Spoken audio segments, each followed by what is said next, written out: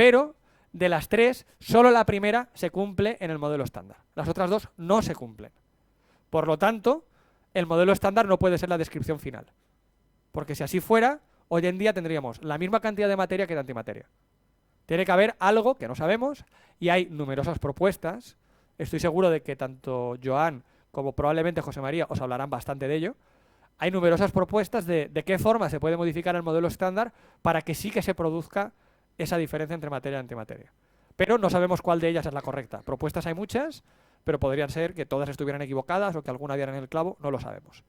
Este es otro tema de mucha investigación en la actualidad. Y ahora os voy a explicar otra cosa. Ahora voy a hablar más de cuestiones teóricas. Sí, dime.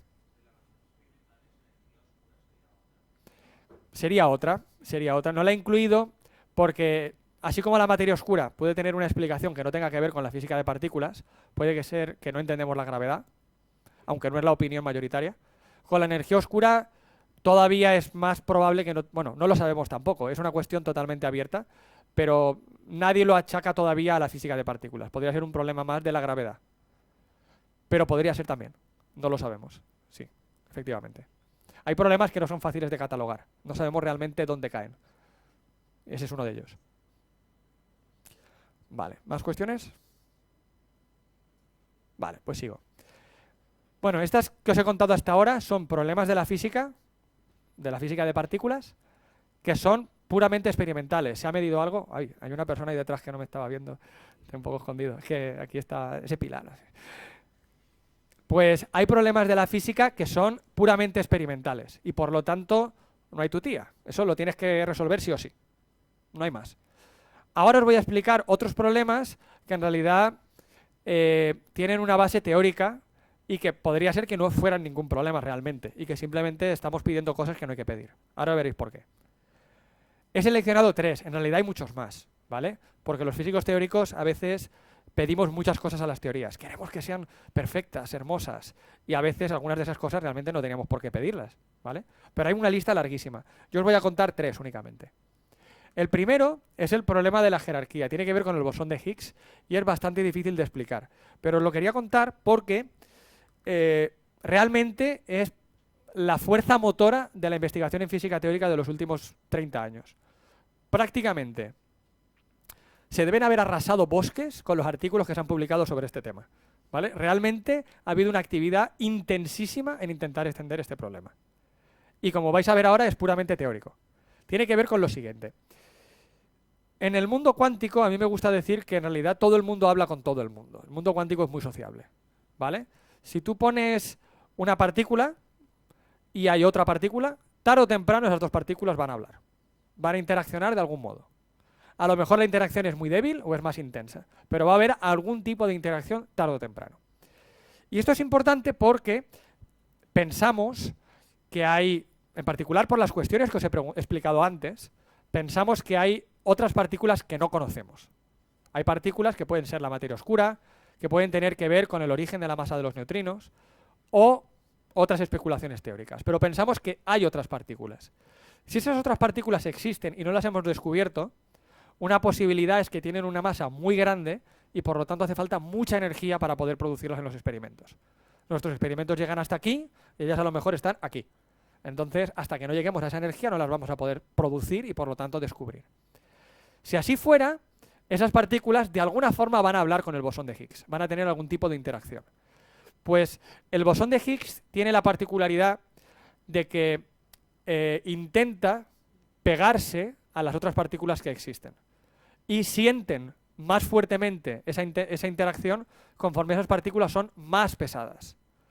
Si existen partículas muy, muy, muy pesadas en la naturaleza, y pensamos que existen, entonces el bosón de Higgs lo normal sería que fuera muchísimo más pesado también, por culpa de esa forma de sentir que tiene hacia las partículas pesadas. ¿Vale? Estoy hablando de una forma muy vaga, pero espero que entendáis que el problema, que es un problema puramente teórico, nos hace pensar que el bosón de Higgs debería ser en realidad mucho más pesado de lo que es. Mucho más es mucho, mucho, mucho, mucho más. ¿Vale? Y no lo es. Y sobre esto hay muchas ideas. Todas estas ideas, al final, lo que buscan es proteger al bosón de Higgs de esa interacción nueva. Darle como una especie de escudo. y han aparecido ideas como supersimetría, que fue una idea que, como os he dicho, ha arrasado probablemente zonas enteras del Amazonas en artículos publicados. Es increíble la de artículos científicos que han salido sobre supersimetría. También ideas sobre que el universo tiene dimensiones extra o que las partículas tienen una composición interna. Hay un montón de ideas teóricas al respecto. Ninguna de ellas ha sido comprobada y, de hecho, están en muy mala forma. Porque todas ellas predecían que en el LHC, este gran colisionador, se tenían que descubrir partículas nuevas. Y no se ha descubierto ni una, solo el bosón de Higgs. Así que esto hoy en día tiene mala fama, pero durante muchísimos años ha sido el motor realmente de la investigación en física teórica bastante fuerte, en física de partículas. Y os lo quería contar. Puede ser que en el fondo no pase nada y que no realmente el bosón de Higgs tenga la masa que tiene por casualidad, ¿vale? Eso podría pasar. Simplemente no lo entendemos muy bien y hay opiniones diferentes al respecto. Y esto es lo que se conoce como problema de la jerarquía.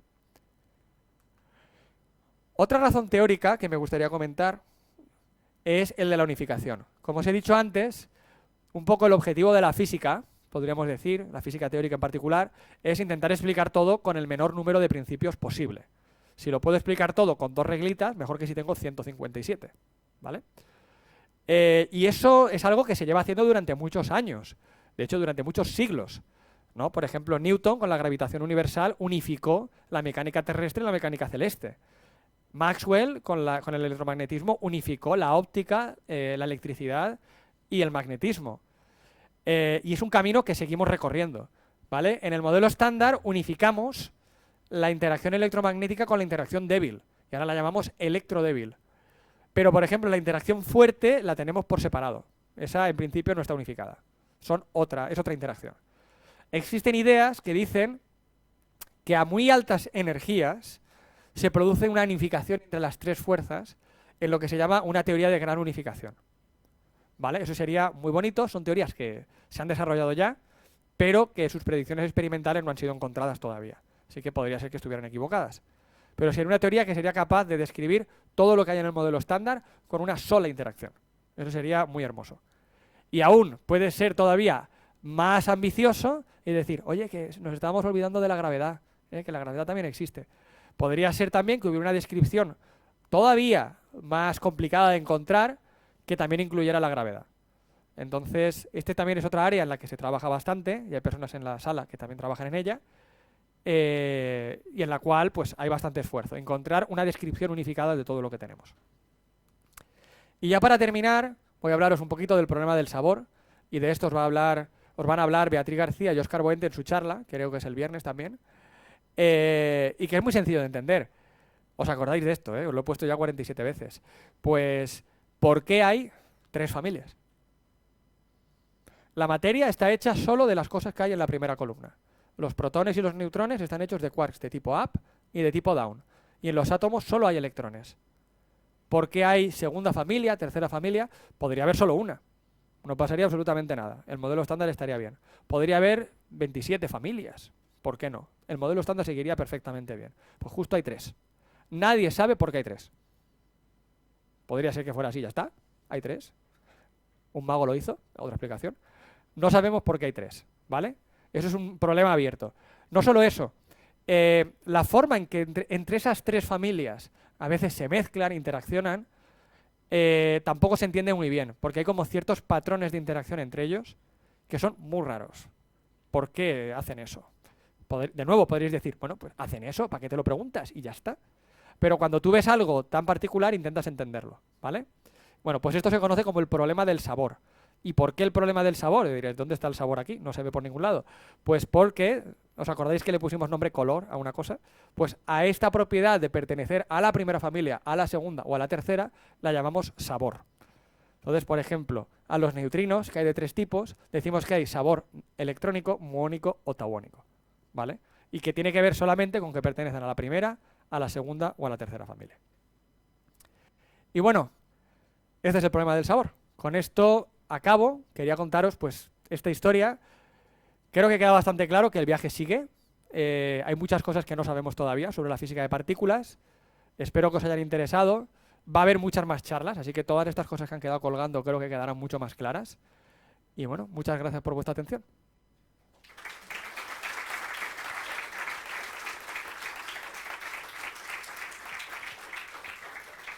No sé si hay tiempo para preguntas o... Preguntas y quedáis seleccionadas estas que ya se han hecho durante la exposición. Por allí hay una. Estamos hablando antes sobre el problema de que haya más materia. Ujú.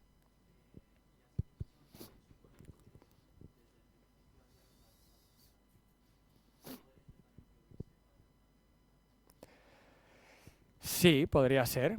Pero eso tiene problemas también con otras cuestiones. Que un universo primitivo tenga más materia que antimateria casi es más difícil de resolver, teóricamente, que se forme más materia que antimateria en la evolución.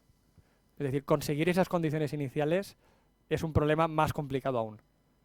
Pero podría ser. Podría ser. Que partamos ya de un desequilibrio. Pero digamos que nadie piensa que esa sea la solución más sencilla, porque las leyes fundamentales no deberían discriminar una frente a la otra.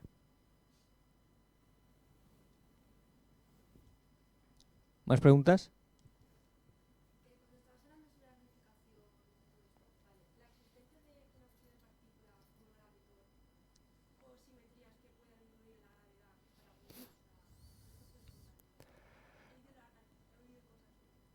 Oímos cosas por las calles, ¿no? Al respecto. Es un tema que se habla. En el metro hoy venía uno ahí con el gravitón. Era reggaetón en realidad, pero bueno. Pues sí, claro que te puedo contar cosas. Ahí es un campo muy abierto en el cual se pueden hacer muchas especulaciones. El problema es que cuando intentas aplicar las leyes de la física cuántica a la gravedad, porque todo esto que os he estado contando hoy, todas estas teorías son cuánticas. Entonces siguen las reglas de la física cuántica y de ahí no te puedes escapar. Cuando intentas hacer lo mismo con la gravedad para poder incorporarlo, fallan cosas. La gravedad y la cuántica no se llevan muy bien, al menos de momento. Existen ideas sobre cómo hacer eso, cómo intentar casarlas. Igual te suena la teoría de cuerdas, también está Loop Quantum Gravity, que en castellano sería la teoría cuántica de bucles. Hay una serie de teorías, de ideas, que efectivamente amplían las simetrías, incluyen nuevas partículas, como el gravitón que tú has mencionado, y otras, no solo el gravitón, muchísimas otras, pero ninguna de ellas ha podido ser comprobada experimentalmente de ninguna forma. Entonces, es un campo muy abierto y además el problema es que involucra, porque sabemos que estos efectos de gravedad cuántica, si existen, cualquier efecto, cualquier teoría que sea, la teoría de cuerdas, loop quantum gravity, el que sea, va a tener solamente importancia si hago experimentos a muy, muy altas energías, que es donde esos efectos se van a ver. A bajas energías esperamos poder describirlo todo con la relatividad general, que es la teoría clásica de la gravedad, que no sabe nada de partículas. Entonces, como no tenemos todavía experimentos, y puede que nunca los tengamos, que puedan llegar a energías tan altas, pues ahora mismo es trabajo teórico, que esperamos que algún día pueda hacer una predicción experimental que podamos poner a prueba, pero hasta ahora es solo trabajo teórico. No sé si te he respondido. Una última pregunta.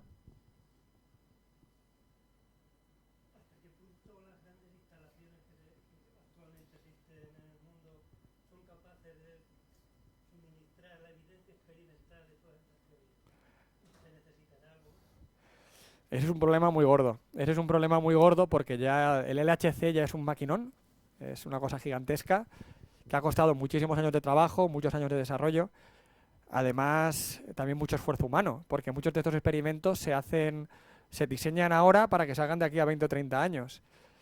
No sé, si yo tuviera ya una edad próxima a la jubilación diría, pues que lo haga otro, o sea, yo no lo voy a ver.